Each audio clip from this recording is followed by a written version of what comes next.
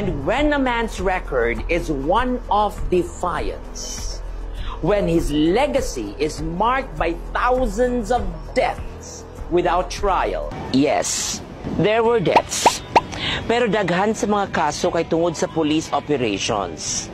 Either na ay resistance o naasay rogue cops nga abusado. Pero ang importante, the Philippines prosecuted these rogue officers. In fact, we convicted police officers for the killing of Kian de los Santos. The chamber found the defense's medical claims speculative.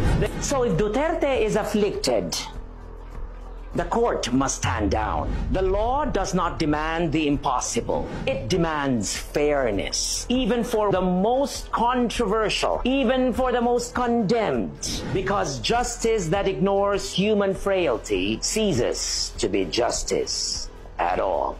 To his supporters, this is a crusade against foreign meddling.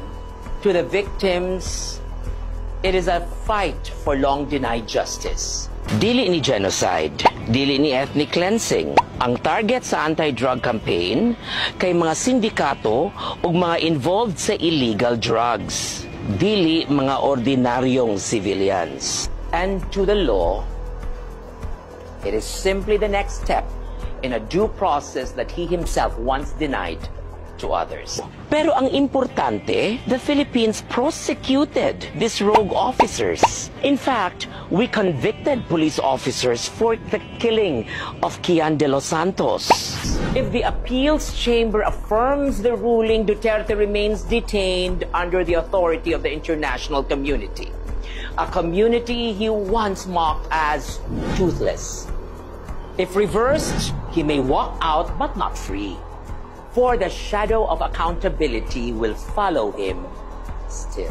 Dili ni genocide, dili ni ethnic cleansing. Ang target sa anti-drug campaign kay mga sindikato ug mga involved sa illegal drugs. Dili mga ordinaryong civilians. The irony is almost poetic.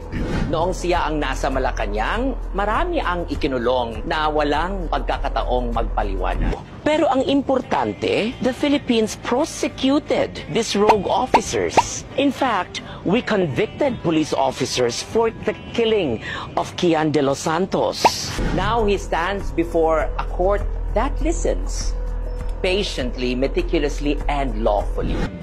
This is why the case against Duterte is flawed. It does not meet the legal standards of crime against humanity. And if the ICC wants to be taken seriously, it should not be used as a political tool. And perhaps that is the true justice of it all, that the man who built his power on fear must now rely on the very rule of law he once dismissed. Pero ang importante, the Philippines prosecuted these rogue officers. In fact, we convicted police officers for the killing of Kian de los Santos.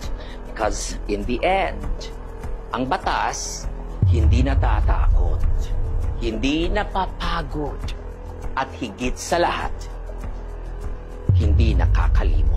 Rodrigo Duterte is really the greatest political tactician of this time. Another day, another regal POV.